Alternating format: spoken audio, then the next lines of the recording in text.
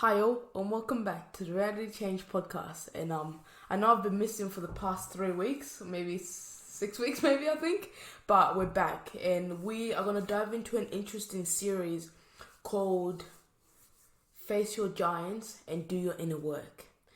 And if that doesn't speak for itself, what that is basically, in order to get where you want to be, you need to do your inner work. You need to heal. You need to fully embrace love. Unconditional love. And it's not a process about getting fixed. It's not about fixing someone. It's about just becoming self-aware. I'm joined by a special guest, my friend Chantal. Yo, it's good to be here. Thank you. What's your take on this facing your giants? Like, what does that mean to you, facing? This is a big topic, not gonna lie. Yeah, it's massive. To me, it basically means facing myself, facing yourself. Yeah. And I guess for me, my journey, learning about shadow work or the shadow self, came about when I read the book by Shakti Gawain, Living in the Light. Mm-hmm. And that for me was a big eye-opener around the topic of shadow self and those parts of ourselves that we suppress. Yeah. And we sort of try to run away from. Right.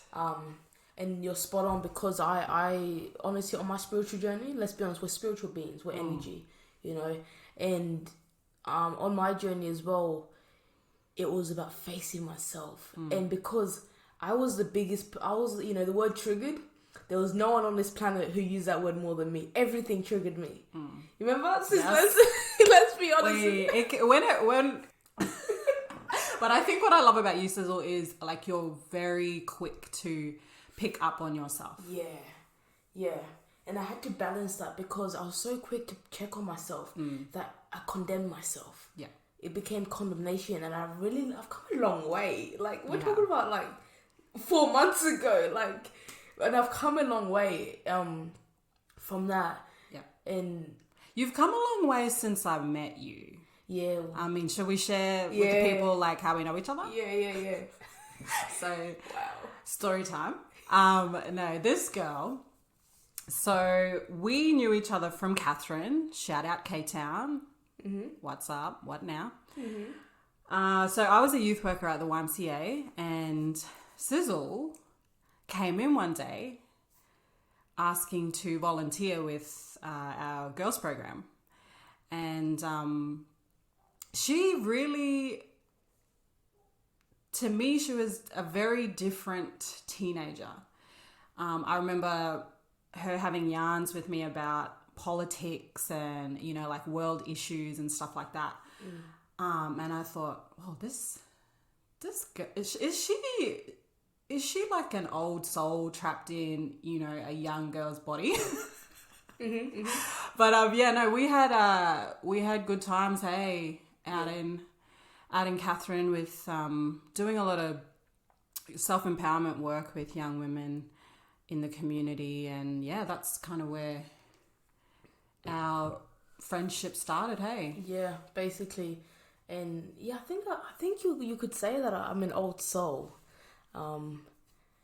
And it's, yeah, I don't know, like I always struggle to fit in with people my age. Like my mind's always thinking about like just bigger things, you know what I mean? I'm always thinking differently, and it does mean you're quite alone most of the time. You get used to your own company, but in a way, I've always been all about trying to improve myself. I've always been checking myself, you know. But yeah, when it comes to shadow working, it's one of the hardest things. Yeah. Because people think, you know, business or work or school or uni is going to be your biggest challenge, but it's not. Shadow working and facing yourself is one of the biggest challenges, and only few people can actually not even just conquer, but face. Yep. Some people can't even get to the point of facing it. And we're just here to talk about that, because when it comes to this life and, you know, this spirituality, people miss the shadow work and want to jump into having the best life and creating your life and changing your life. Whereas there's a lot of work prior to get into that state. So, at what point did your spiritual journey begin? Oh, that's a good question. I think I've always been on a spiritual journey since childhood. Yeah. But I think a significant point for me was probably 2019. And I went through a period where I felt like I lost myself. I moved to Brisbane and, I was in a new city. I was away from family and my network of support people. And I was in a relationship at the time, and it wasn't a healthy one. Yeah. And I just feel like I lost who I was and my authenticity through that experience. And looking back on it now, I see that, it wasn't really about that person or, my ex-partner. He actually mirrored a lot of things back to me. And he showed me what I needed to work on, the wounds, the trauma that was there that needed to be healed. So, yeah, does that resonate with you? Yeah. Yeah. 100%. Because I used to blame everyone else for where I was. I honestly used to blame everyone. And I used to point fingers at everyone thinking it was their fault. And it wasn't until I had completely hit rock bottom in 2019. I lost my job. I was in a psych ward. I had completely hit rock bottom. And that's when, at first, it didn't my mind didn't switch and go, Sizzle, maybe it's you. My mind was still blaming. My mind was still blaming everyone, and I was just in so much anger. And it wasn't until someone said to me, "Why are you so angry? Who hurt you?" Yeah. And I looked at her and I said, "Who do you think you are?" Right. You know what I mean? Me being stubborn and defiant back then, yeah. I looked at her and said, "Who do you think you are?" And I, because I had a lot of time off because I wasn't working, that's when it really hit me. Being by myself. Yes. Sis. Facts, sis. Being by myself, I had to sit there and I felt sad, right? Yeah. I felt down and I was like, why am I feeling like this, right? And I, at the time, because I grew up going to church, but I didn't believe in God at this time. I didn't believe in anything. I just thought life was just hard. I truly believe that life, I was just one of those people that were just unlucky. And that's what I thought. And it wasn't until when I was by myself for those 6 months and I went, there's something more to this. Right. If I'm still alive and I'm still feeling this way, there has to be something more. And that's when I started soul searching. Yeah. And I started off with the Bible. I was like, okay, let me see if this thing's real, right? Let me test it out. And I was, it's almost like the spiritual journey drags you in and you see this brilliant life. You're like, oh, amazing life, like a vision. God has a purpose for me. Universe got a purpose for me. And then, and then build ups. honestly, and that's what it was for me. I was like, wait, I have the power within me. The powers for the kingdom of heaven is within you. And once I realized what the Bible was actually meant for, that's when I could change my reality. Because the Bible is actually about your mind. It's about your mind, your life, and your life is governed by your mind. So when I really understood the Bible and really understood what Jesus was saying, he wasn't a religious being. He was a spiritual being. He really understood that God, universe, Buddha, whatever you call it, is a power within you. It's not a power outside. That's why he said, don't look outside for signs. Don't look outside for heaven, for the kingdom of heaven is within you. Within you. And so I jumped into the spiritual journey, understanding this stuff, and I was having crazy visions of, I literally have visions of myself speaking in front of people, running businesses, and I was like, how am I having these visions? And I can't find a job. I was playing video games at the time. I said, I can't be running a business. I can't be speaking in front of people. And then, I don't know, the Bible says, write your visions down for their place there for an appointed time. And I was like, okay, let me write these visions down. And I wrote them on my mirror. And I look at them, but I didn't think much of it. And then I started to get a big head a little bit. I was like, oh yeah, speaking in front of people, When you first start this spiritual journey, man, your ego is like, on top of the roof. I name my ego. I don't know about you, but her name's Regina, and sometimes I just need to be like, Regina, relax. Yeah. Honestly. Regina, take a seat. No, for real, because during this journey, your ego, when you first start the spiritual journey, you realize that there's powers within you. Yeah. It's like, wow, I can do anything. Like, nothing's impossible. And so basically I got dragged in. It's almost like it was a calling. It's almost like the events prior to that, being in hospital, being in a psych ward, were leading up to me discovering this power within me. Right. It all made sense as to why it happened, and I can say that now. But 2 years ago, when I was going through it, I couldn't have said that to you. And so I got soaked in, and I was really loving this journey. I was feeling good, and then one day I felt sad again. One day I was like, what the hell? What's going on? Like I'm on a high, Yeah. And I realized that I had to face myself now. It's because I was pumping myself with all this knowledge and all this understanding of the Bible and what my life is and the purpose of life and my gift and my purpose, that I was avoiding things that were suppressed within me. Right. And I want to say this again. I was avoiding the stuff that I had suppressed, because the reason why I knew I had things suppressed, because the things that were being expressed in the other world were a reflection of me. Yeah. And I used to fight it. I used to think everyone else was triggering me, until I realized, no, there's something in me that hasn't healed. Right. And that's why that thing is triggering me. And it took a while, sis. I don't know, you start. I don't want to, it was hard. It is hard. Yeah. I'm not going to lie, it's challenging. Mm-hmm.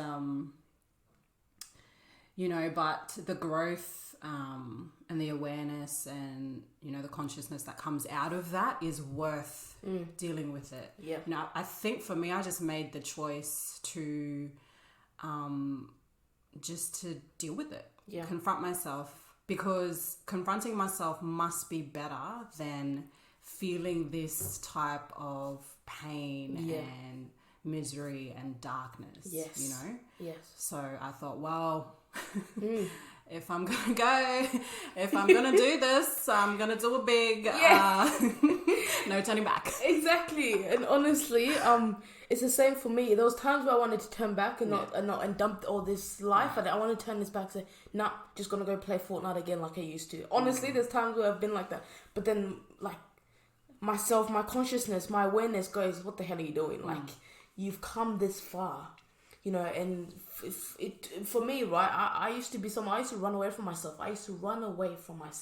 Run away from my issues, blame everyone, blame my parents, blame my family for everything that's happened. And when I sat there, I remember there was a time I was just crying. The whole day I was just upset, I was crying. And I was really digging deep in those emotions. I was wondering, I had to question myself, why was I always filled with anger? I had to ask myself, why was I always angry? And I realized that as a child, I had been silenced. Yeah. My emotions were suppressed. It's African culture. You talk about you feel sad, you get smacked. And I couldn't so I had to suppress all my emotions, and because I grew up having trust issues. If there's someone who had trust issues, I used to shut people out and not let anybody in. Yeah. And when I really I realized that the anger was actually not. It wasn't about what the person did. It was about me. It was about what I had suppressed, and all the other times that I had to use anger as a form of protection. You see, it was a form of protection, and I had to sit there, and it took time, and I had to write out my emotions. It's about writing out my emotions and putting it on a piece of paper and separating yourself from the emotion, because you're not your emotions.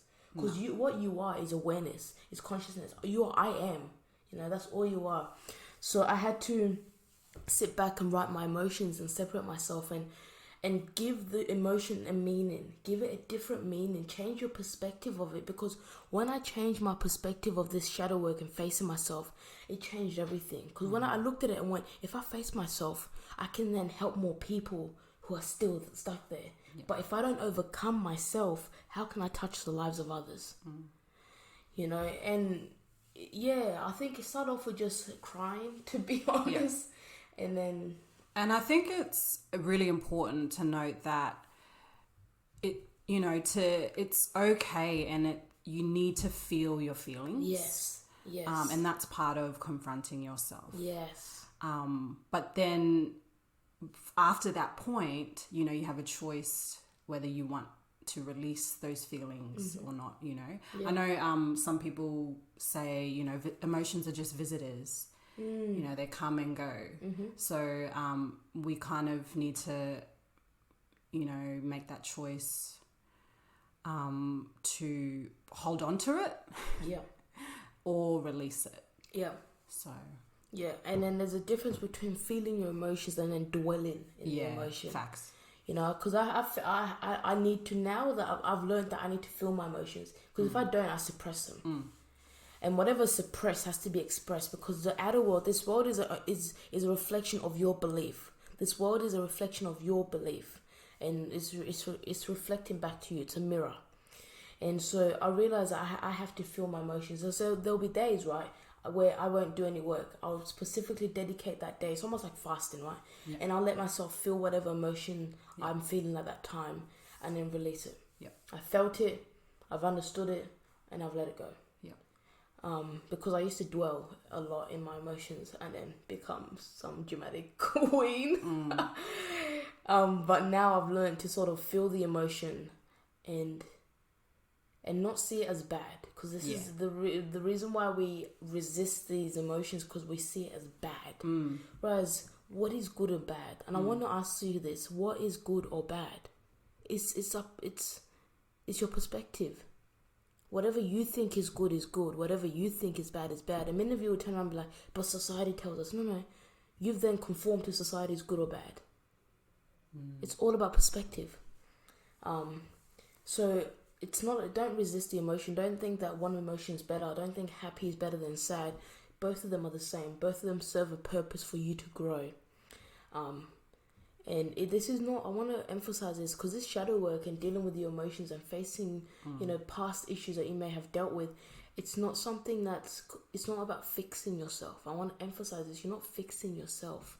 You're just, it's almost like you've been programmed your whole life, right? Let's say it this way. You've been programmed your whole life a certain way. And now that you've become so self-aware and realize that you are the operant power, you now have to go back in and like let's say it as a computer, you have to take out the cords and unprogram yourself and put in the new program. And that's what it is. That's why it feels so sticky and mucky, because weird and not familiar. Vulnerable, because you're taking out an old program and you're putting a new one in. And what do you have to say? I think for me, you know, my primary self or the self or identity that I portrayed to the world was, you know, I would describe as strong and confident and responsible and, you know, ambitious, those types of words. But when it came to vulnerability, I perceived that as weakness. Same. Right? And so I suppressed that, which is something that I had to then face. That's the same as me. I perceive vulnerability as a weakness, so I would never show my emotions. Like, I would never. And I'm the same. People looked at me and thought I was perfect. You know, people were like, you're so confident, and you know, and I had to really. And now, oh my goodness, I cry. I'll call you crying and be like, sis, I need to cry. Remember that time when we went for a drive? Because it's so good to be able to do that now. Because sis, I would have never done that 2 years ago. You know, so it's really about not seeing it as a problem. Don't perceive it as a problem. That depends on your perspective. If you see vulnerability as a problem, then it will be a problem. You know, because life is all about perspective. See it as a journey. You know, dive into it. And I'm not saying it's going to be easy, but the growth after it, sis, is phenomenal. The growth after it, because I realized that I was having these visions of me doing big things before I was even aware of any of this stuff. And it wasn't until I dealt with my emotions and my fears and all my traumas, that's when it all just honestly hit like a skyrocket. Boom, I was a Young Achiever finalist this year. I've been asked to speak at different events. If I hadn't have dealt with my shadow self and my fears and my giants, it wouldn't have come about. Because it's almost like a game, right? You see it as a video game. To get to the next level, there's always challenges in the level prior to that. And if you don't get past the challenges in the first level, you're not gonna get to the second level. Yeah. Unless you pay for it, when you pay the game to skip the levels, not jokes. But in life, right, you've gotta face it. You gotta face it to get to the next level. So I told myself, and I saw this quote that says, if my struggles are big, then my victory has to be bigger. And I can tell you from lived experience that if your troubles are big, your victories will be bigger. This is someone who was in debt, who had no job, who was playing video games, who was in a psych ward. I was drinking, I was partying, to the person I am now. It's because I faced myself and I sat down and I went, Sizzle, what are you doing? What are you doing? Why is everything making you mad? And really write it down and feel it and sit with it and understand it. Don't be too quick to rush, because I used to be, I've done my healing now, I'm finished.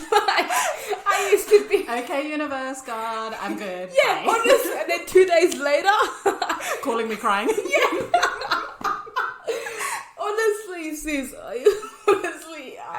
if there's one person who used to be like, okay, write my emotions down, done. That used to be me, and I used to resist it. That was a form of resistance, and I just had to sit there. And then it's almost like a cloud, right?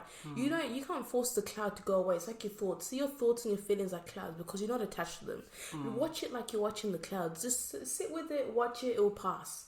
Yeah. Yeah. What else is there? I guess going back to the whole concept of people, things being your mirror, reflecting back to yourself. It was really strange, because I only just picked this up yesterday, actually. And we have a family pet, right? My sister has a dog. He's a Labrador cross Staffy. His name's Chadwick, after the Wakanda King. And yeah, he's just a pet. Okay, no. In general, I'm not really an animal person, right? So I don't like giving comfort and affection to animals. For me, it makes me like feel uncomfortable and weird. And so Chadwick is the type of dog that just, as soon as I walk in the house, he's jumping up on me. He wants to greet me. He's a very affectionate dog, right? And it made me think, like, why do I always do that? Like, I don't want to hug him. I'm just not affectionate with him. And it took me back to when my first ever pet puppy, Diesel, right? We were living out in Bachelor. And he ended up passing away from parva, and I remember feeling so much pain from losing him, right? Yeah. And I think from that experience, subconsciously, it's like I put this wall up, like it hurt me so much, and the ego remembered that. Yeah. And so it's like any other pet, any other animal, I just wouldn't, I'd just be closed off to them. Yeah. And I was like, wow, this is actually really reflective in my relationships as well. I was going to say that because that reflects my old relationships as well. Remember Sizzle, I don't want to get married, I don't want to have kids. Oh my goodness. Right. I told my family I was going to live on an island because I didn't want anyone around me. But that's because I had a fear of being hurt. Yeah. But it's the fear, for me, it's the fear of intimacy. Yes. And the fear of love. Yes. Because I think, from previous relationships, the hurt, I think I associated, right, like love with pain and hurt and sorrow because of that negative experience that I've had in the past. And so for me, I really had to recreate what love meant for me. Yeah. And, had to go within and connect to that source within myself, the source of love. Yeah. and just go on my own journey of self-love. Yes. Yeah, and you hit the nail, because that's what I had to do. And this is such an individual thing, right? Because I had to do the same thing, because I was scared of intimacy. I honestly thought I was never going to get married or have kids. Not that I am now, but obviously I'm going to get married and have kids now. But before, Sizzle would never. She didn't want intimacy. Yep. She was always strictly business. You know, Sizzle saw people through that as a business. And I really had to dig deep, same like you, and realize, where does that come from? Yep. Past relationships, you know? And I realized that all my other relationships were actually a reflection of me. And I was like, why are these relationships not working? I was blaming the other person. And then part of it was me. Like, don't get me wrong, part of it, like half, is a reflection of, you know, the other partner. Yeah. And also a reflection of me. See? But, see, we attract who we are. Yes. Right? Yes. And because he was attracted to me, because that's who he was. You like attracts like. Exactly. You know? And so basically I had to really dig deep and really sort of isolate but not separate. Yeah. You know, I had to isolate myself for a little bit and then come. It's almost like when you go into quarantine, you isolate for 14 days and then you come out to be with everyone else. So I had to isolate for a while and really sit with myself and find that love within me and not seek acceptance or validation from other people. Like, look, now I started my business. Everyone told me I couldn't do it. I don't care.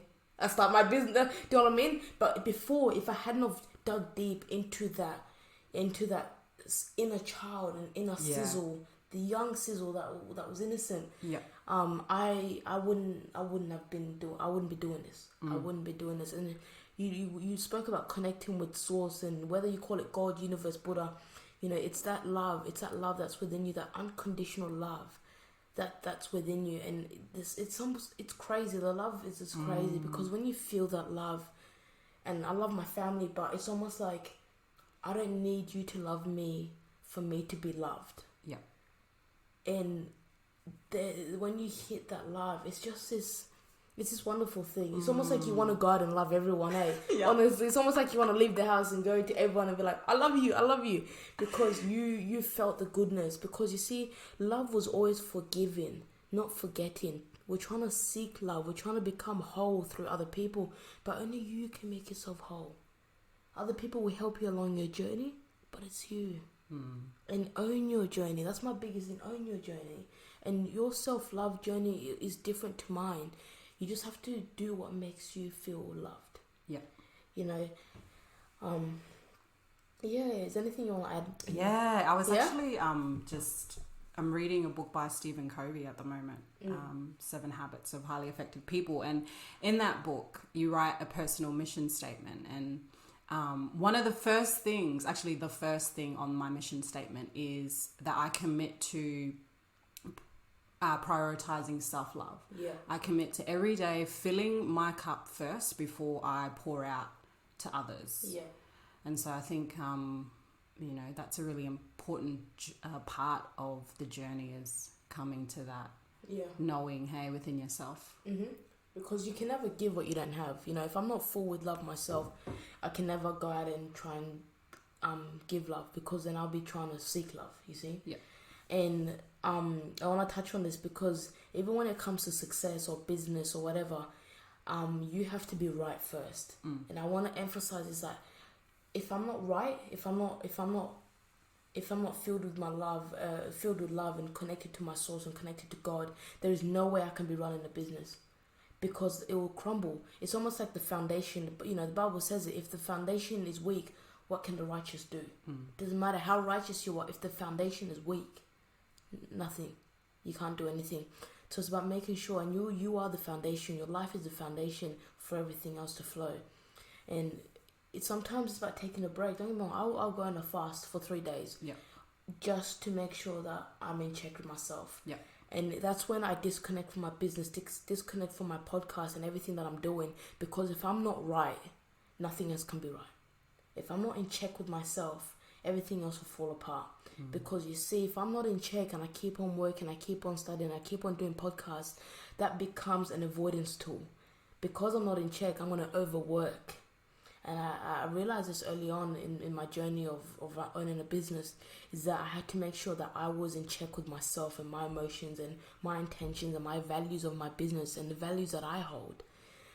Because if you don't check yourself, you start to overwork, which I almost used it as a way to avoid my emotions.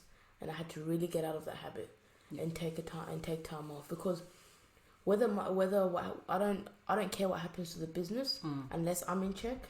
Doesn't matter. Yeah, the business can be put on hold. That's my take on it. And I think everyone is different. Yeah, however you fill your cup, however you get realigned. Yeah, it's whatever strategies, or it's gonna be different for everyone. Yeah, absolutely. But yeah, it's just about really. I just want to really emphasize that, like that whole success, because everyone sees it as just always success, always awards. And I shared a photo of an iceberg, right? And it showed what people see as success, what people see, and it showed the awards, but people didn't see the tears, the confrontations, all that stuff. And it's just about enjoying the whole journey, and not just jumping in for the good, but also jumping in to I don't want to say bad in a negative term, but the good and the bad, seeing it as one. It's almost like yin and yang. It's a balance. Yeah, for sure. I think for another thing for me, it was about rewriting my story, because I thought I was this girl that ended up in a cycle and that was it. I thought I was done, and it wasn't until I really had to change my mindset in the way I perceived my struggles, and it's about using those struggles as it's your story. It's your story to help others. And the amount of lives that I've touched in the past, in the year that I've, in the past year and a half that I've been doing this, is just phenomenal. And that should be the goal, to help others see, because the purpose of their testimony is to help others see. Because once, I was in the darkness, now I'm in the light, you see? And it's almost going back and helping people see that there's a light at the end of the tunnel. But changing the narrative and changing the way you want your story to end, because the pen's in your hand. There is no fate. There is no anyone controlling our lives. It's you. It's really up to you what you want. Facts. But I think it's worth jumping into. It's worth going on that journey of facing myself and facing the giants and facing the vulnerability that I was running away from, because I don't, like, you hear me now, so I want to get married. Like, you hear me talking about, like, me and my future husband, you know what I mean? Like, I would never have spoken like this 2 years ago. But now I'm like, oh, I would love to have 3 kids and our husband, like, and Sizzle saying that is a big shock to everyone. Even my family were like, what? You want to get married now? And I was like, yeah. Because I've learned that love for myself. I've experienced that fullness of love, and it's about sharing that with someone else and building, like, I don't want to say empire, but, like, building a strong foundation to then help others with your partner. And and I think just like trauma's passed down through generations, so can healing and so can transformation. So it is possible. And I think, being around like-minded people is another thing I think that's helped me on my journey. Just to have that encouragement, and to have these types of yarns, Yeah. And almost, I think all of us experience that after, depending on who you're with, you feel a certain way after you've left their presence. Whereas, like, when I'm with Chantal, you feel like my cup overflows when I'm with her. Like, I could be coming to her and I could be in this, I don't know, whining about something. And, like, I'll go home and be like, it wasn't that bad. Like, you know what I mean? Honestly, the amount of times. And it's just good to have people that can check you. Like, she will tell me the truth. Oh, my goodness. Like, she will give me the truth. And it's about balancing how you do it. Because there's times where she hasn't said anything and she's waited for me to check myself. And then come to her. Or she's told me up front. And that's what it should be about. That's how our relationship be like. Relationships should be. being able to check each other and check ourselves. Yeah, and help each other grow. accountability. Accountability is a big thing. Yep. Self-accountability, my goodness, it's a big thing because it comes with a lot of responsibility. Right. Yeah, so also I think, like, dig deep. If there's something you're running away from, stop running. Just stop running and think about it. What's the worst that could happen if you face it? Yeah. What's the worst that could happen? You've just learned something new. You've learned something about yourself. You've discovered yourself. You've become more self-aware, and that's the best thing you can ask for. Don't be a Jonah, because Isn't he the one that got, like, put in the whale or something because you ran away from God? don't be a Jonah, guys, because it'll catch up on you. Yeah, honestly, it does. It's because I was too busy trying to do my business and do this and do that. Whereas I still wasn't happy. There was a point, first 3 months of my business, I was still trying to fill myself with my business. Whereas now the business could stumble and I know how to rebuild it. Right. I become so self-aware that I have the ability, if this fails, I've got the knowledge to rebuild it. Yep. I'm not attached to anything. Yeah. And it's releasing fear of failure, releasing fear of success. Yes. Whatever that fear is for you, like, when you spend time with yourself, it comes to you. Exactly. Right. Exactly. And I think I want to touch on this because you just mentioned spending time with yourself. This lockdown we just had. Yes. Sis. Talk to him. This was the best thing that happened. This lockdown was the best thing because it gave us time to really face ourselves. Yeah. And really sit there. I had time to really check my business intentions, check myself. Where am I going? How am I feeling? Which I could have been avoiding with, 40 plus hours a week of work in uni. Whereas I did no uni work, I did no business work. I sat there and felt my emotions. I sat there with myself and I checked myself. I really dug deep in that week. And I think when you change, because a lot of people were complaining to me about quarantine, the lockdown. And I said, change your perspective. Use it as a time to to discover yourself. Yeah. And so I think the whole purpose why the world's going on lockdown is for us to face ourselves. Yeah. Really dig deep and go, okay, I'm by myself. I've got all this time. What do I want to do with myself now? Where am I going? Am I overworking? Am I avoiding some things? And really just check yourself. Yeah. I don't know. What was your take on the lockdown? For me, it really sparked a creative flow. I love writing, whether it's journaling, writing poetry. That's the way that I express and release. And that helps me in my healing and transformation process. So, it definitely freed up that time just to, let the creativity, inspiration come. When, we were able to go down to the beach or whatever for the 1 hour. Even just being in nature, being on country, that's healing in itself. Exactly. And grounding and cleansing. So, that really helps me. And I know it works. You were talking about going and doing morning meditations at the beach. Literally just go sit there and spend time by yourself and really, because people think, I used to literally, when it came to yoga and meditation, I used to just overlook it. I was like, why am I going to sit in the room and just breathe? Like, do you know what I mean? I used to really overlook it. And it wasn't until I really started my journey and I was like, if I don't meditate and really check myself in the morning before I leave, if I don't sit there and just feel at peace and feel in the now and not be worried about tomorrow or worried about how my business is going to run in 10 years, just be in the now. Yeah. And really just sit there and go, how am I feeling today? Yeah. And speak to yourself. Yeah. Speak to yourself in a loving way. Tell yourself what you would tell the love of your life. Yeah. Honestly, I know it sounds crazy. Speak to yourself like you're the love, you're talking to the love of your life. Because if you don't speak to yourself like that, who else will? Yeah. Who else will? It starts with you. That's it.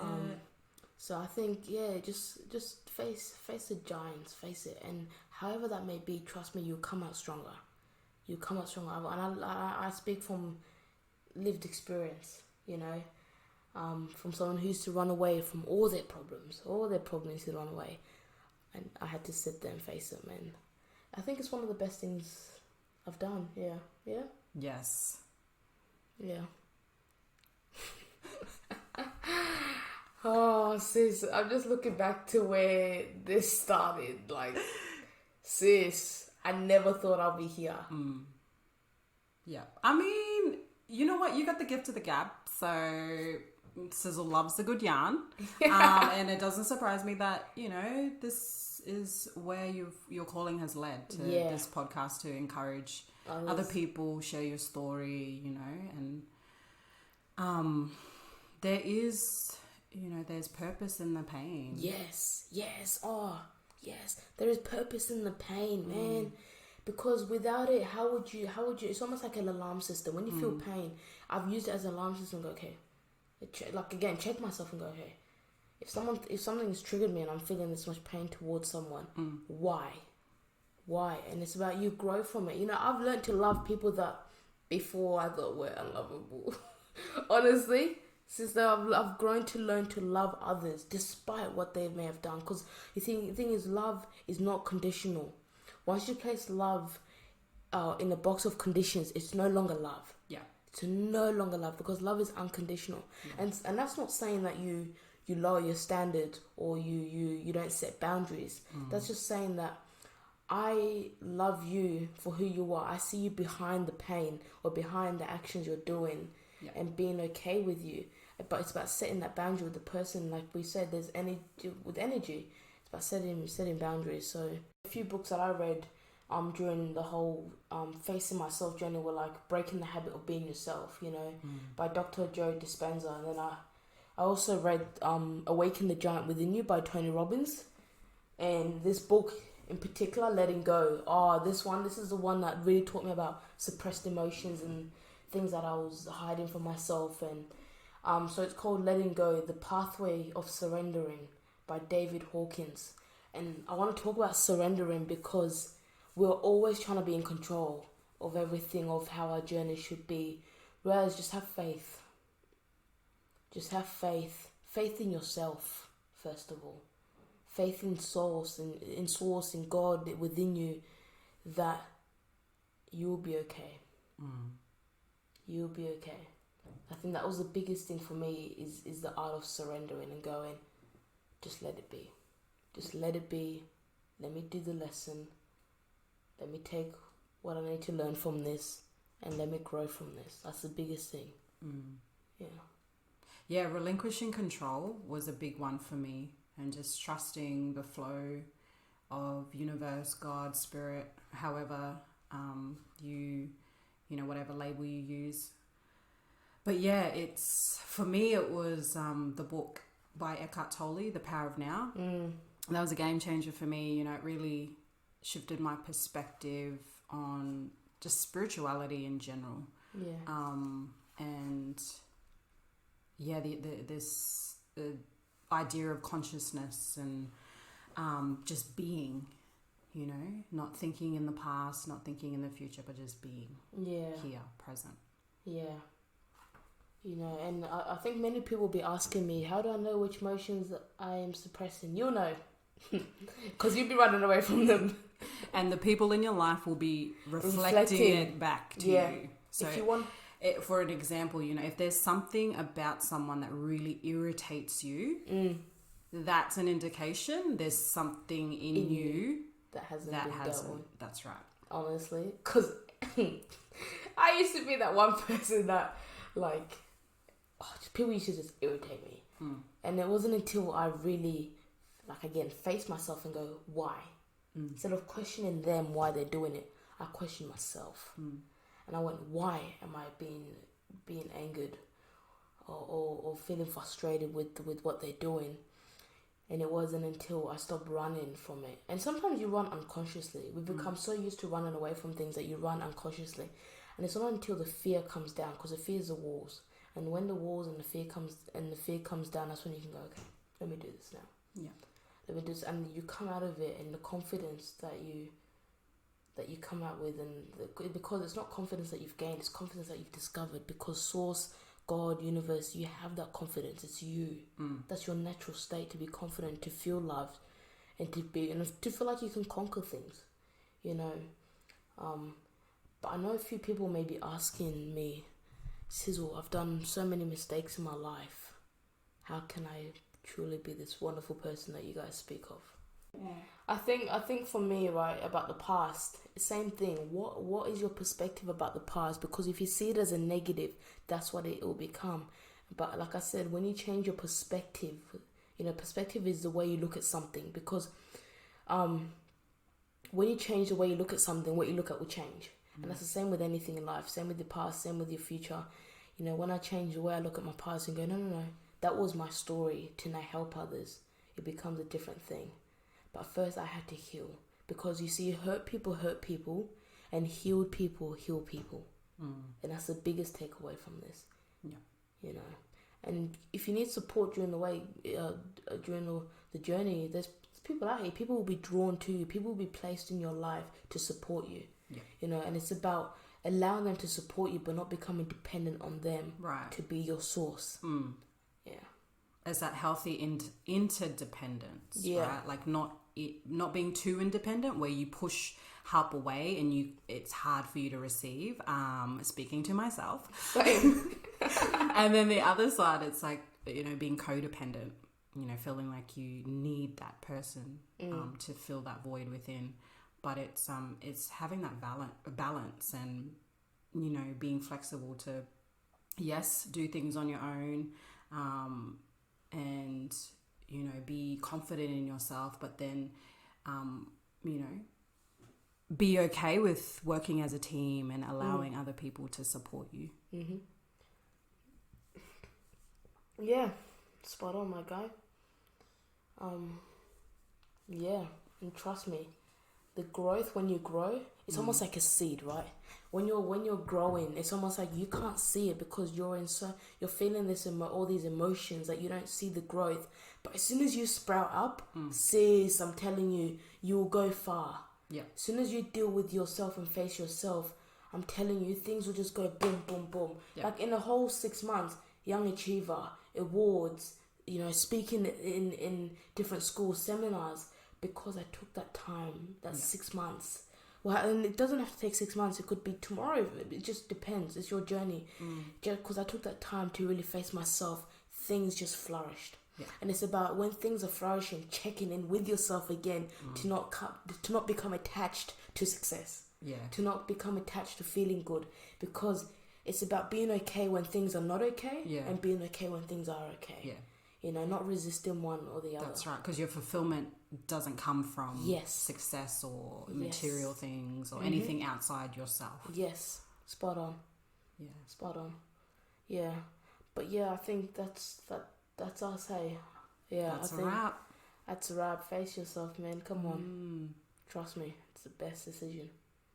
Best decision. You don't have to do it by yourself. There's people always here to support you. Yeah.